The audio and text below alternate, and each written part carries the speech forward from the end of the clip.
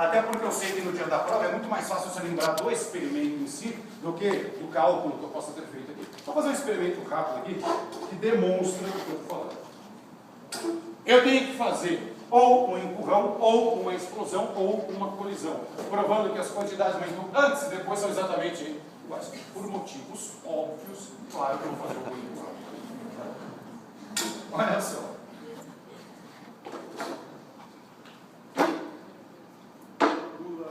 Não. Eu e o carrinho. E nada mais. Só nós dois constituímos o sistema. O chão, por exemplo. O chão, para mim, já é um agente o quê? Se eu selecionei o sistema como eu e carrinho, o chão já é um agente do tipo externo. Então, vamos, tem atrito aqui ou não?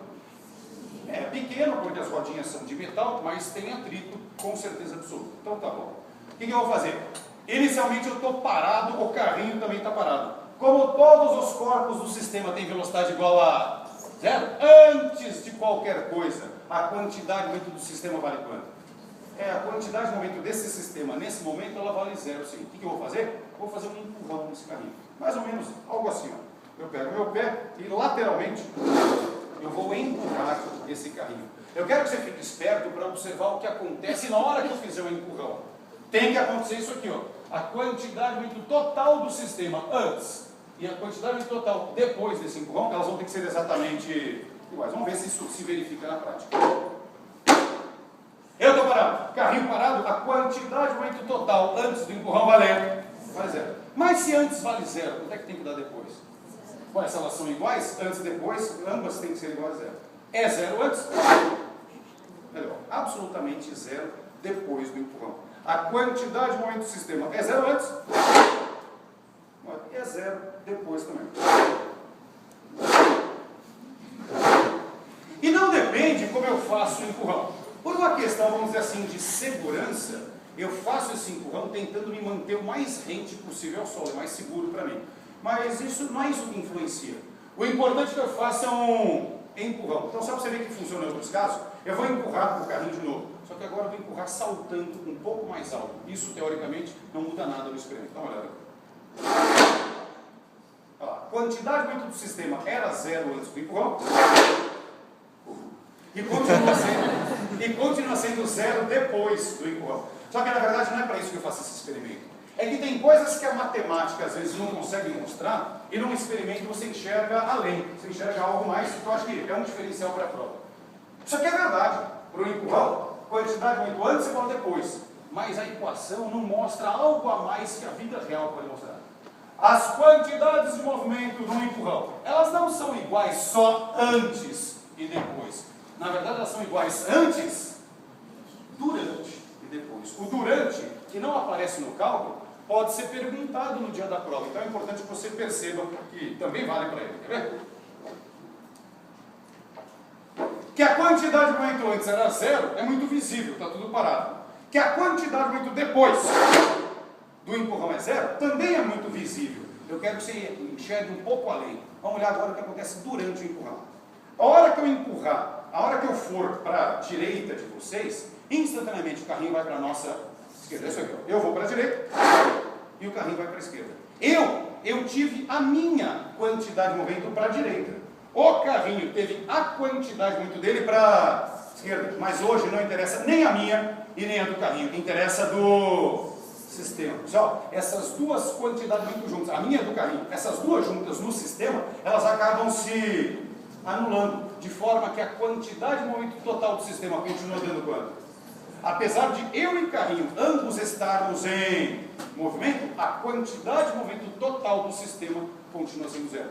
Que ela é zero antes, é muito fácil de ver. Que ela é zero depois, também é evidente. Mas mesmo durante o movimento dos dois, a quantidade de momento total do sistema se anula, continua dando zero. Beleza isso? Vou aproveitar a ocasião aqui e fazer um outro experimento, que eu acho que ele ajuda a entender algumas coisas. Imagine eu e carrinho com o sistema de novo. Imagine que eu queira chegar lá onde está aquele armário ali. Ó. Saio daqui, quero chegar ali. Olha, é fácil. Coloca o pé para fora do carrinho, como as pessoas andam de skate, né? Coloca o pé para fora do carrinho e vai empurrando. Assim é fácil. Só que aqui, ao colocar meu pé fora do carrinho, o meu pé passa a ser um agente externo. Um agente externo é moleza chegar ali. A minha pergunta é a seguinte: sem colocar o pé para fora do carrinho, é possível chegar naquela posição? Não. Olha, teoricamente, teoricamente não. E teoricamente não seria possível por esse motivo aqui. Eu estou aqui dentro do carrinho, como é que eu faço para o carrinho se movimentar? Uma das maneiras seria mudar a posição do meu centro de gravidade. Onde é que é o meu centro de gravidade? No umbigo. Eu vou mudar a posição do meu centro de gravidade. Não se preocupe, é algo simples, tá? Eu vou mudar a posição onde está o meu centro de gravidade, ou seja, mudar a posição do meu umbigo. Como? Eu inclino meu corpo. Então, até assim, de repente eu faço isso. Ao inclinar o meu corpo, eu trouxe o meu centro de gravidade um pouco mais para a direita. É instantâneo. O carrinho vai um pouco mais para a esquerda. Só que tem um detalhe, a hora que eu voltar, o carrinho o quê? Eu volto, o carrinho volta. E aí, consequentemente, eu posso ficar fazendo isso aqui o resto da vida. O resto da vida eu faço isso aqui, e no final de, sei lá, 10 anos, o sistema como um todo está no mesmo lugar. Ou seja, cheguei perto do armário como eu queria? Não cheguei. Agora, dá para fazer essa experiência de um outro jeito. Fazer assim, ó. Mesma coisa, inclina teu corpo. E na hora de voltar, você volta bem devagarzinho. De novo. E volta bem devagarzinho. E vai fazer isso. E volta devagar. Porque se voltar rápido, não funciona. Voltou rápido, o carrinho volta junto com você. Agora, se você voltar bem devagarzinho, eu quero saber o seguinte: por que fazendo rápido o efeito é um e fazendo devagar é outro? Qual é a diferença desse experimento? Do tempo. O que o tempo influencia? Por que fora de tempo?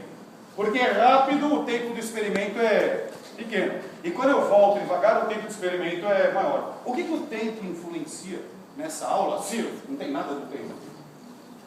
Então dá uma olhada rapidinho aqui, só para você aprender um pouco mais da matéria. Tem a ver com o tempo, sim, devido ao assunto que nós estamos. Impulso. Né? Por mais que o impulso suma daquela equação, mas impulso, segundo as últimas aulas, era o produto de força e tempo. Quando você gasta numa experiência qualquer um tempo maior, as forças envolvidas no teu impulso maior. Então, vamos analisar isso aqui com calma. Dá uma olhada aqui. Ó. Tem atrito ou não nessa situação? Por mais que eu tente evitar, porque as rodinhas são de metal, mas eu não consigo eliminar 100% do atrito. Então tem atrito sim, mas o chão é agente interno ou externo? Como o chão é agente externo, o atrito é uma força o quê? É uma força externa. Então dá uma olhada. Quando eu faço esse experimento de forma rápida, olha, fazendo de forma rápida, o atrito atua, mas atua por um tempo pequenininho. Dá uma olhada no que acontece aqui. Como o atrito, que é uma força externa, atua, mas atua por um tempo pequeno, esse tempo às vezes é tão pequenininho, mas tão pequenininho, que ao fazer a multiplicação com a força, o resultado dá praticamente quanto? Dá praticamente zero. Apesar de ter a força externa, que é o atrito, como esse resultado fica muito pequeno, ele é praticamente zero. E como ele é praticamente zero, o impulso externo sendo zero, eu falo que o sistema é do tipo isolado, e por isso funcionou a teoria que eu expliquei.